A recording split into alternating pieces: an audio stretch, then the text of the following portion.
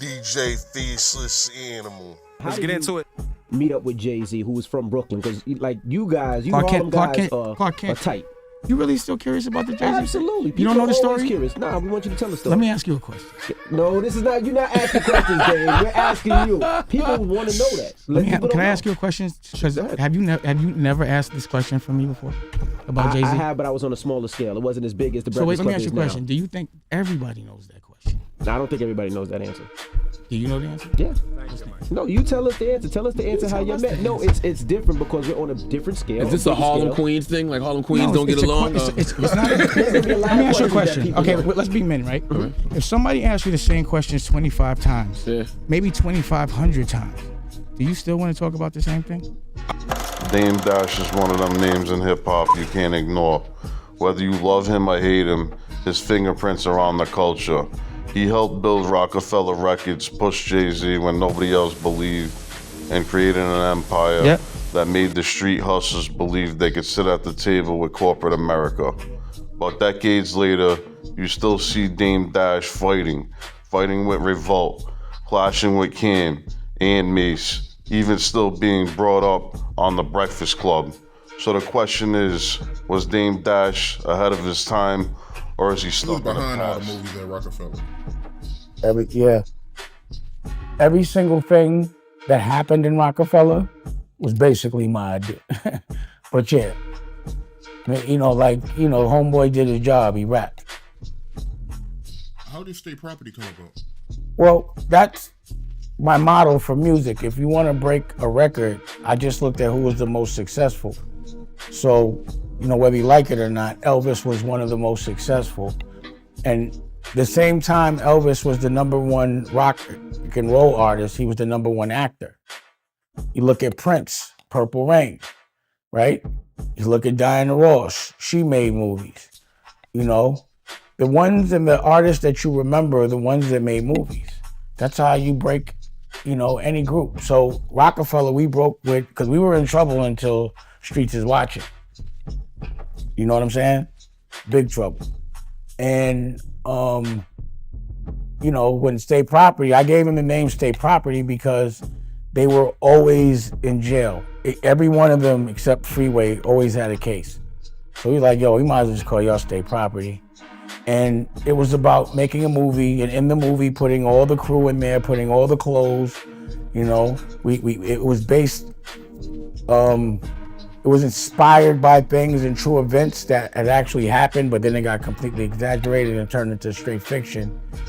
And then we made a soundtrack, and I put the way I looked at it was, because every artist, had a budget, but if I could do one project and put all the artists on it, it wouldn't come out their budget, there would be a new budget, and whichever record or single from that soundtrack kicked off, that would be the artist that would come out first. That would dictate, who we would put our attention on, because you couldn't work all these different records at one time.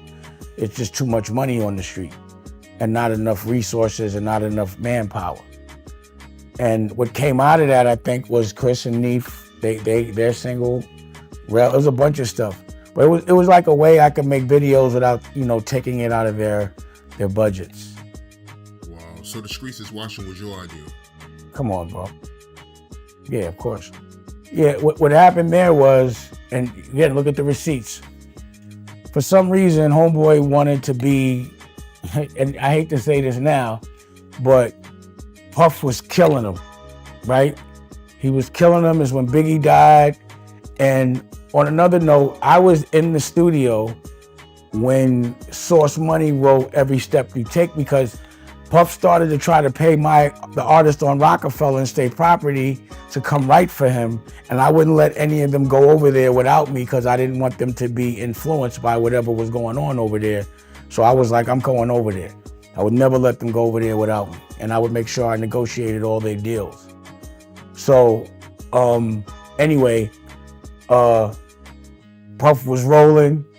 I remember running into Mace right before he did that video with the red shiny suit on, and I'm teasing him like, yo, what are you doing with a red shiny suit on? He was tight, like, man, Puff got me doing this shit. And I'm like, yo, what happened to Mace Mussolini? But that shit worked. So I guess, you know, Jay wanted a Hype Williams video, and I wasn't jacking Paul's hype neither. I didn't want nothing to do with that shit. And Hype gave us a treatment that had Jay as a clown, literally a balloon. He had his nose as a balloon, and he pops it. Back in the 90s, the industry didn't want Jay-Z. Labels passed, nobody thought he could sell records. But Dame was the engine. He made sure Jay-Z's music got pressed, promoted, and pushed on the streets. He didn't wait for permission. He made the industry notice. And this is where Dame's philosophy was born. Own your stuff, don't beg the labels. Control your product, control your narrative. This wasn't just music. It was a street hustler mindset applied to the boardroom. And for a while, it worked. Roc-A-Fella wasn't just a label, it was a movement. But then the cracks came. Jay-Z started moving differently, playing chess with Def Jam and corporate moves. Dame wasn't built for compromise. He was built for war. This is like a Rockaway chain that got made and then got gold, that was gold and got plated. Could that be the chase? No. Who made this? Huh? Who made this? We did this. You didn't make this, because these are the chains we used to make. I know the work. And without asking me, and I know this got plated too. This was gold, right? Roc-A-Fella chains. I don't understand that. How are you selling how are you making Roc-A-Fella chains with the intent of selling them? How y'all doing that? The Rock split, Jay went corporate. Dame Dash became the loud voice, the critic, the man who refused to bow down. I'm not a rapper.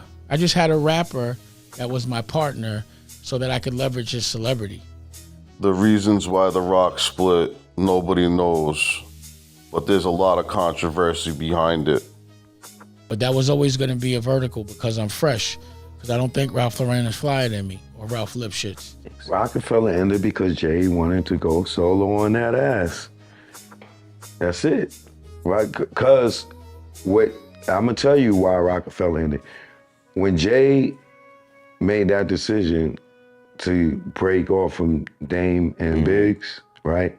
He also put in the stipulation that they couldn't use the word rock no more, right? So if Dame was still able to have Rock Nation, Roc-A-Fella would still exist. If Dame knew that Jay was lying about retiring, he would have stayed with the label. You see what he had? I had a conversation with Jay, and you know, he said that he was gonna make sure that I was straight or whatever. And it just was a lot going on at the time. Like, you know, when the breakup actually happened, it took me like probably a couple months to like really wrap my brain around it, because it was devastating. It's like having everything just snatched away from you, or so I felt at the time. Fucked with Dame. He was my guy, and it hurt me to see you just didn't see what was going on, and I was trying to tell him. And what do you mean by that? Like you know how when you try to, it's like I learned something, right?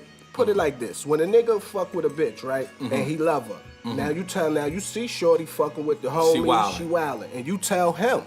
Now he blame you. It's your fault they broke up. Right. Did he get the herpes lip? Yeah, and it's fucked up like, for him. He don't even know. Like, you know what I'm saying? You told him. That was the same situation. Right. Like, just without the bitch. So you was trying to tell him that, my nigga, you moving too fast. You wildin'. Because I'm talking to the big homie. I'm hearing through the pipeline. You know, the streets talk.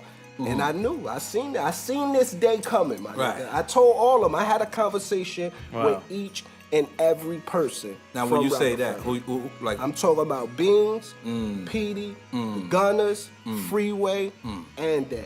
And Dame, that conversation was on the plane. But I had a one-on-one with everybody and told niggas, man, I see this day coming. He was trying to keep. And I said, fuck you. And then came the infamous Breakfast Club interview in 2015. Dame looked Charlemagne, Envy, and Angela Yee in the eyes and told them, if you don't own your own shit, you're not a boss, you're a worker. You can't call yourself a man if another man can fire you. A boss, you're only the boss if you put up your own money. If you don't put up your own money, I don't care how much somebody gives you, you're nothing but a supervisor. It's not yours.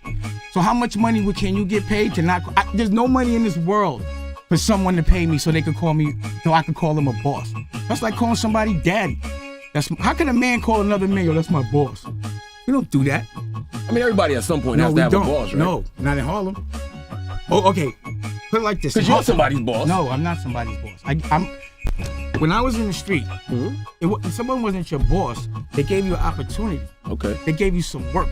Don't disrespect me and say I do everything everybody else does. And I put up my own money. All these so-called moguls y'all talking about, you name one of them that put their own dough up. I'd rather talk to you disrespectfully than have to punch you in your mouth for disrespecting me. Hey, that's cool. No more Jay-Z questions, I answered them. You know I'm gonna go out for what I believe in. But I'd rather laugh at you than shoot you. Give a fuck about props. I do get my props. I'm not a mogul. I'm a tycoon. I sell oil. If your son needs a job here, can you give it to him? No. If your son needs to get some money out the bank from here, some cash flow, can you get it? No. All right. You don't own this. But I can take the money from here to invest in myself. No, it's not yours. I'm not gonna fight for something I don't own. Men don't do that. I don't fight for other niggas. I fight for me. I'm not a doula.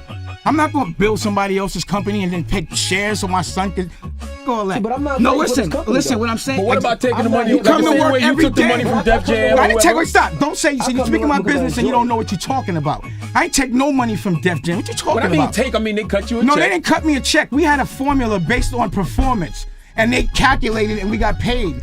Stop. That's not us. That's what we doing. No. We listen.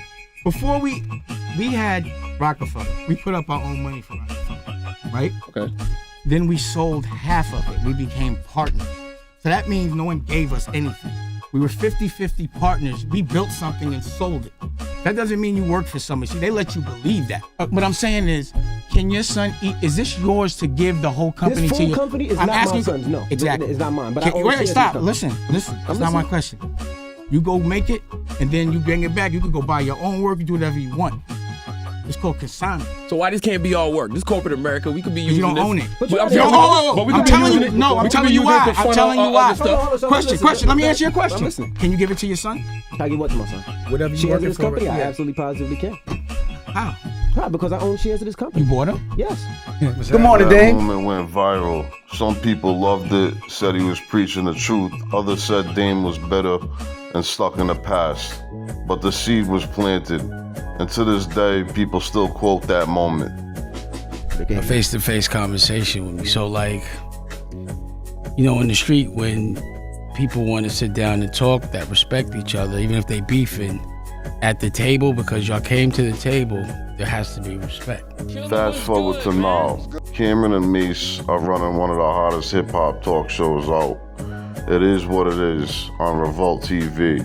And who pops up again? Dame Dash. This isn't the Cam that I thought that I was co-signing. I would never expect you to be this person. How you doing, man? What's going down? What am I missing? What's happening? What I'm seeing you're doing on your platform is just tearing down other black men. I'm here to make sure you're good, I appreciate it, man. Thank you very much, man. I'm good. It sounds like you want to say something. Get this sound. What, you got some lyrics? What you got? What do you got? Because I have a folder for defensive purposes at all times.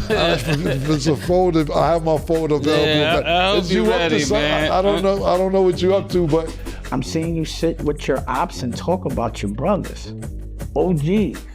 I'm on your team, know? Good. You got the pink on today. I see. Both of you, actually. Yeah, so it looks nice, man. I don't know what you up to, but I know you too long to know something's about to happen, but I'm ready. You talk about them when they're not in the room, and that's just not Harlem shit. You supposed to step to somebody and challenge them in their face. Pause. Yeah.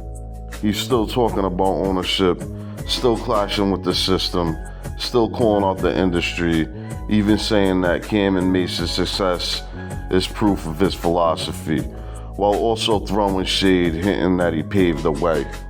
And let's not forget, the Breakfast Club still brings up Dame Dash when they talk about bosses versus workers. His name won't leave the conversation, even if he's not building. So what's the real truth here? Did Dame Dash lose, or did the game catch up to him? Because when you look around, every rapper today is talking about ownership. Every podcast is building their own brand. Every artist is trying to stay independent as long as possible. That's Dame's legacy, whether people give him credit or not.